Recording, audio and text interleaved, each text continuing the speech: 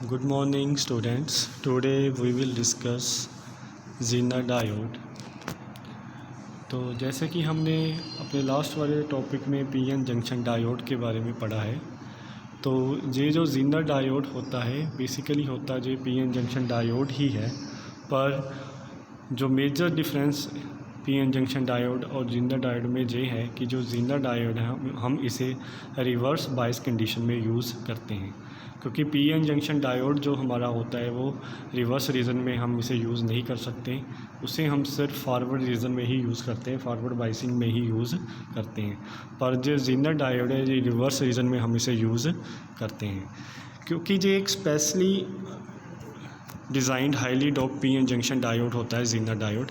इसको बनाते समय हम जब इसको मैन्युफैक्चर करते हैं तो हम हाईली डोपिंग को यूज़ करते हैं। जैसे कि आप सब जानते हैं डोपिंग एक प्रोसेस होता है जिसके ज़रिए हम अपने सेमीकंडक्टर की कंडक्टिविटी को इंक्रीज़ करते हैं। तो ये जो Zener डायोड है ये रिवर्स रीजन में काम करता है, क्योंकि इसमें हमने हाईली डोपिंग को यूज़ किया हुआ है।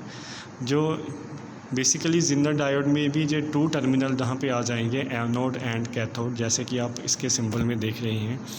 और इसमें और उसके पीएन जंक्शन जो सिंबल होता है उसका, उसमें यही डिफरेंस है कि इसमें जो एरो है जो उसके साथ में हमने Z टाइप का एक टर्मिनल उसे अटैच किया है। पर जो पीएन जंक्शन डायोड का सिंबल होता है उसे सिंपल एक लाइन आ जाती है वहाँ पे। इसमें जो करंट फ्लो होगा वो ऑपोजिट डायरेक्शन में फ़्लो होगा रिवर्स कंडीशन में, जैसा कि मैंने आपको अभी बताया है। ये जो Zener डायोड है हम अपने सर्किट में वहाँ पे यूज़ करते हैं जहाँ पे हमें कांस्टेंट वोल्टेज चाहिए।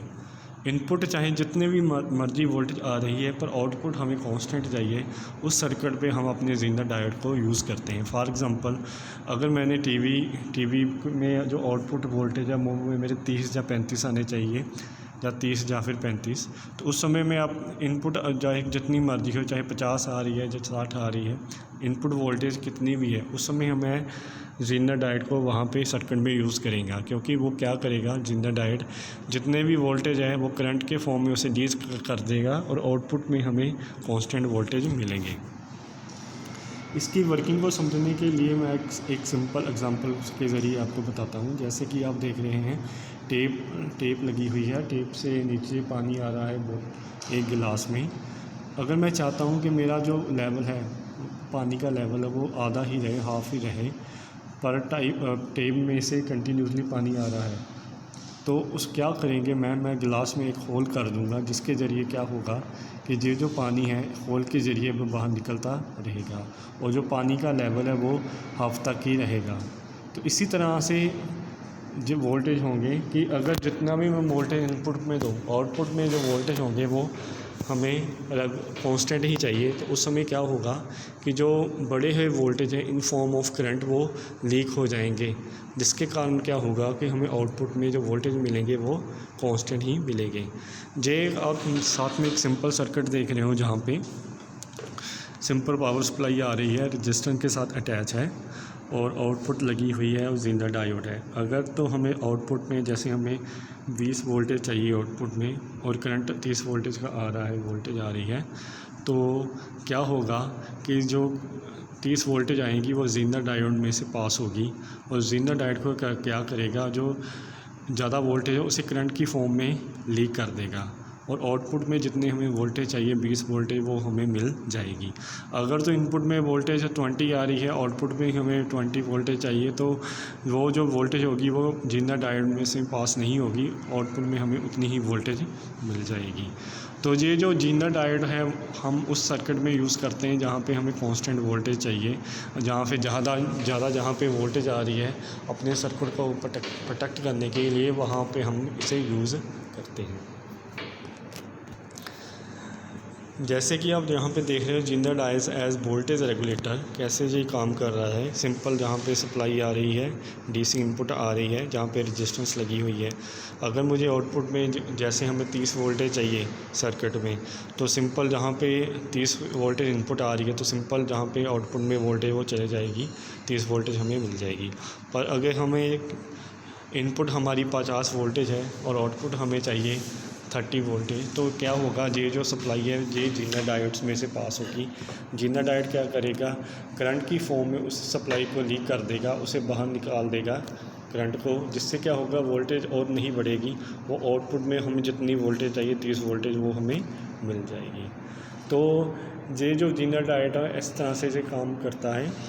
कोई भी जीनर डायोड अगर हम उसे मार्केट से लेने के लिए जाते हैं तो उसके ऊपर उसकी आउटपुट वोल्टेज लिखी होती है कि ये आउटपुट में हमें कितना वोल्टेज देता है, क्योंकि जितने भी हम अप्लाइज इलेक्ट्रॉनिक्स डिवाइस हम सर्किट बनाते हैं तो उसमें हमें जितनी सप्लाई चाहिए, कांस्टेंट सप्लाई चाहिए, तो उस समय हमें जीनर डायोड को यूज़ करना होता है तो हम देख लेते हैं हमें कितनी सप्लाई चाहिए आउटपुट में, उसके अकॉर्डिंग ही हम जीनर डायोड को यूज़ करते हैं।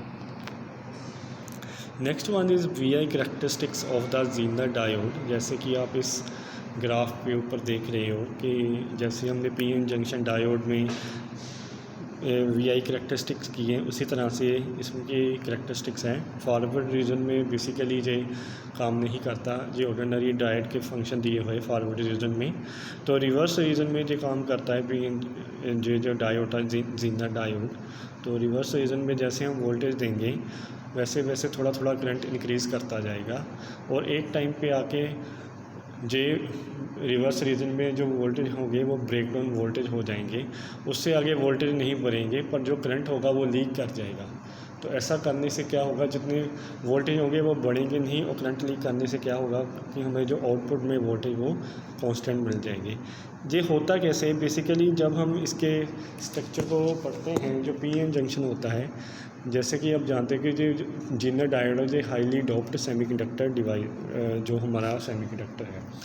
तो क्या होता है इसमें हम इसके जब हम इसके ग्राफ को इसके डायग्राम के ऊपर देखते हैं, तो जब हम इसे रिवर्स रीजन में कंडक्ट करते हैं तो जो रिवर्स रीजन में क्या होता है कि जो हमारी N रीजन है वो किसके साथ अटैच होता है, P रीजन के P पॉजिटिव सप्लाई के साथ। तो उस समय क्या होता है कि जो सप्लाई इलेक्ट्रॉन वहाँ पे आ रहे हैं, जो बीच वाला पोर्शन होता है वहाँ पे क्या हो जाएगा, एक टाइम पे आके वहाँ पे फ्लड आ जाएगा इलेक्ट्रॉन्स का। वो जो मिनॉरिटी कैरियर है वो जंक्शन से बाहर निकलना स्टार्ट कर जाएंगे, जिसके कारण क्या होगा कि करंट जो होगा वो लीक करना स्टार्ट कर देगा। चाहे वोल्टेज जितने मर्जी हम बढ़ाएं, पर जो करंट होगा वो लीक कर जाएगा, जिसके कारण क्या होगा कि जो आउटपुट में वोल्टेज आएंगे वो कांस्टेंट वोल्टेज ही आएंगे। सो इस तरह से जो जीनर डायोड है वो काम करता है, वर्क करता है। तो मुझे आस है कि आपको इसके बारे में पता लग चुका होगा। तो एप्लीकेशन ऑफ जीनर डायोड को हम कहाँ पे हम यूज़ करते हैं। जीनर डायोड को हम वोल्टेज रेगुलेटर के तौर पे यूज़ करते हैं। जहाँ पे हमें वोल्टेज को रेगुलेट करना है तो उस समय जीनर डायोड को यूज़ करते हैं। बेसिकली जो जीनर डायोड होता है वो करंट को रेगुलेट करके वोल्टेज देता है। उसका जो काम होता है बेसिकली वो करंट के ऊपर ही होता है कि वो करंट को लीक कर देता है, जिसके कारण हमें वोल्टेज मिलती है, आउटपुट में कांस्टेंट वोल्टेज मिलती है। सेकंड वन इज़ हमें जो ओवर वोल्टेज से प्रोटेक्ट करता है। जैसे हमारे घरों में हम अपने फ्रीजरेटर के साथ या जितने भी हमारे अप्लाइंस होते हैं, कई बार हम वोल्टेज रेगुलेटर वहाँ पे लगा देते हैं, चाहे सप्लाई ज़्यादा आए या कम आए, वो क्या करता है रेगुलेट करता रहता है, वोल्टेज को कांस्टेंट सप्लाई देता रहता है। वहाँ पे हम जीनर डायोड को यूज़ करते हैं। थर्ड, हम क्लिपिंग सर्किट में भी इसे यूज़ करते हैं कांस्टेंट वोल्टेज के लिए, और वोल्टेज को शिफ्ट करने के लिए भी इसे हम यूज़ करते हैं जीनर डायोड को। और कई बार इसे हम सरप्रेशन सर्किट में यूज़ करते हैं, इसको डिवाइस को प्रोटेक्ट करने के लिए। और कई तरह के जो स्विचिंग हमारे एप्लीकेशन डिवाइस होते हैं वहाँ पे भी हम जीनर डायोड को यूज़ करते हैं। तो ये जो टॉपिक था हमारा आज का जीनर डायोड का, मुझे आस है कि आपको इस टॉपिक की समझ आ गई होगी। So thank you.